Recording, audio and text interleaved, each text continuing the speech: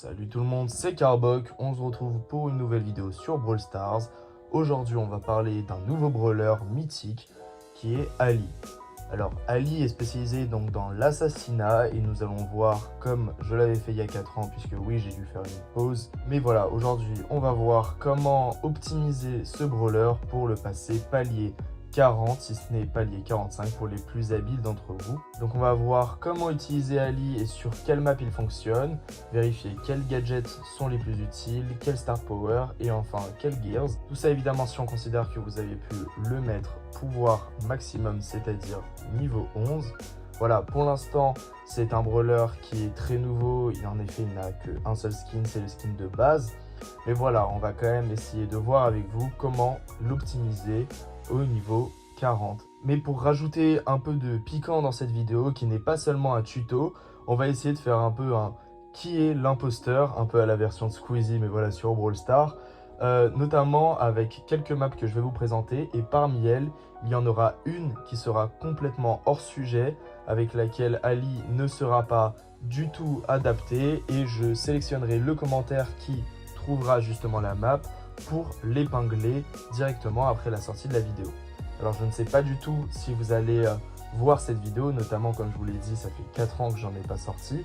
Mais on va voir comment l'algorithme de YouTube va fonctionner. Moi évidemment je fais des vidéos tout d'abord pour vous aider, donc j'espère évidemment qu'elle va vous plaire, que vous allez la voir. Mais voilà, c'est très important pour moi que vous me fassiez des retours sur la vidéo.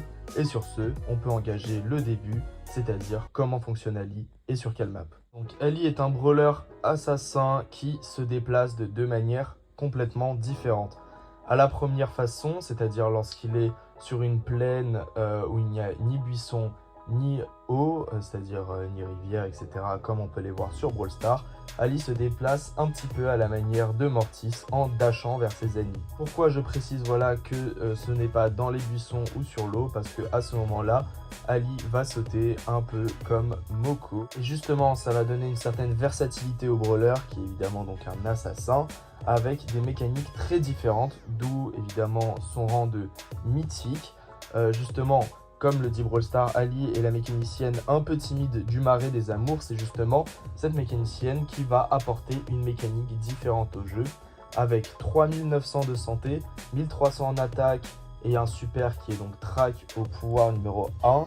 Ali a des stats assez intéressantes en tout cas en tant qu'assassin. Je pense que ce qui fait la particularité de ce brawler, ce n'est pas seulement ces deux mécaniques, mais une troisième, c'est-à-dire la fureur. C'est-à-dire que lorsque Ali est présente face à un brawler qui a un manque justement de points de vie, il va rentrer en mode furtif, se déplacer plus vite, attaquer de manière plus rapide, comme on va pouvoir le retrouver avec son super notamment, où elle se transforme un peu à la manière d'un Léon avec le premier coup qui va être un coup furtif pour n'importe quel brawler, même dont les points de vie sont suffisants pour ne pas attirer Ali en mode furtif.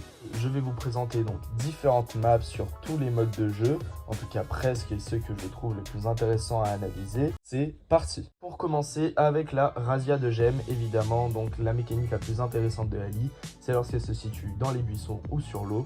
Donc je vous propose fort de gemmes, où il est très possible justement d'accaparer le centre avec les dashs à la Mortis, et les côtés comme Moko pourrait le faire justement avec justement des jumps beaucoup plus intéressants.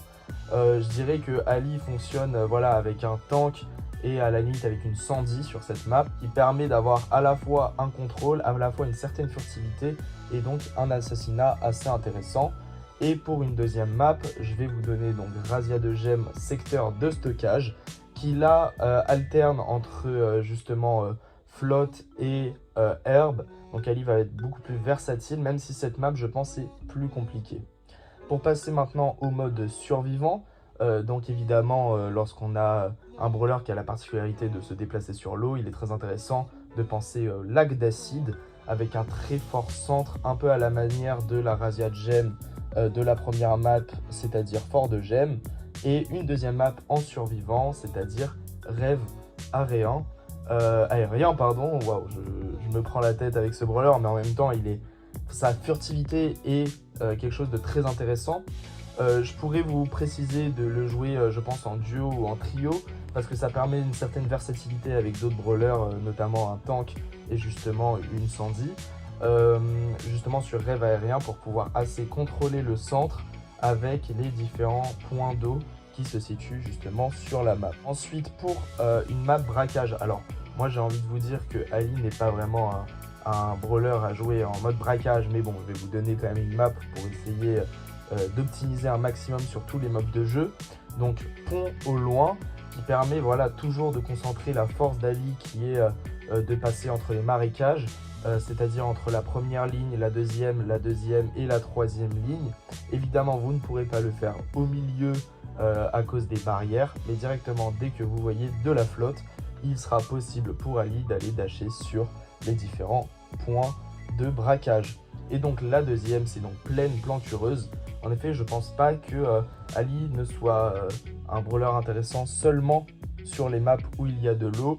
Les buissons comptent aussi, et justement sur plaine plantureuse, il y a moyen d'optimiser un maximum Ali. Et sur cette map, évidemment, on peut toujours penser à Chuck, mais toujours jouer avec peut-être un Frank ou peut-être un Léon pour essayer d'attaquer au mieux, ou même un Corbac pour essayer d'attaquer au mieux le camp adverse. Ensuite, donc sur la map Prime, moi je pense donc évidemment attention à l'impact.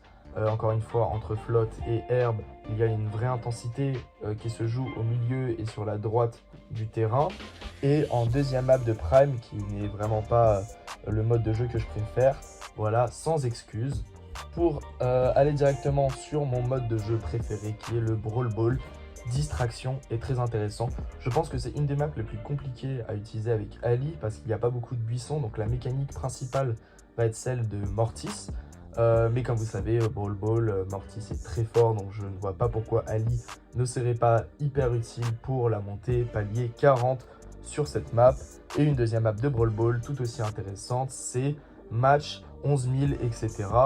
où tout l'enjeu va être de jouer Ali sur le côté du terrain et laisser la place au centre à des long range, notamment Colt ou encore évidemment Mandy. Ensuite, la zone réservée, évidemment, pour moi aussi, peut-être deuxième mode de jeu que j'affectionne particulièrement, cercle de feu, un seul centre, de l'herbe, de l'eau, parfait pour Ali.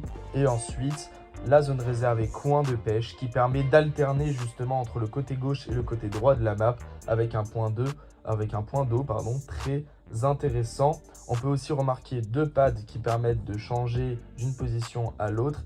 Ici, à la limite, jouer avec Willow, comme on l'a vu dans l'intro de la vidéo du Brawl Talk. Voilà, il y a une sorte de parité qui se crée entre Willow et Ali justement, et pourquoi pas l'utiliser sur cette map. Alors je vais vous expliquer pourquoi je pense que sang-froid est un gadget beaucoup plus intéressant.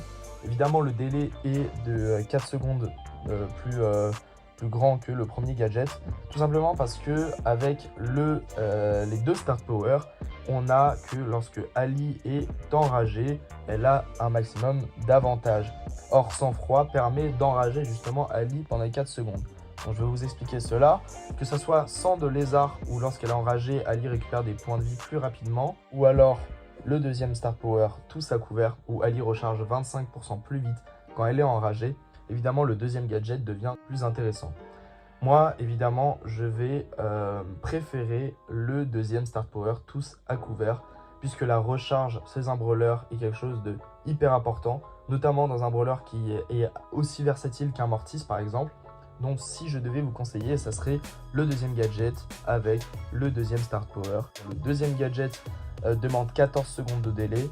Évidemment, pour le gear, je pense que celui de la rapidité de recharge du gadget est le plus intéressant.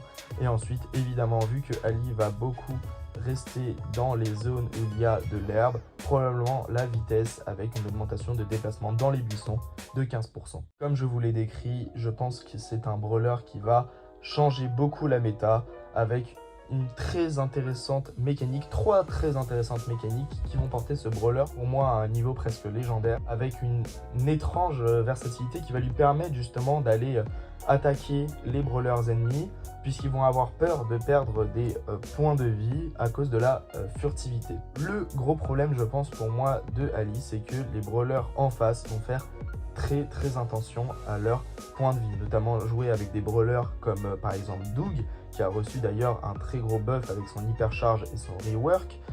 Donc les brawlers vraiment de soins qui vont permettre justement de contrer un peu Ali. Donc je pense que la seule problématique, ça va être de rencontrer des joueurs soins, notamment Poco ou Doug.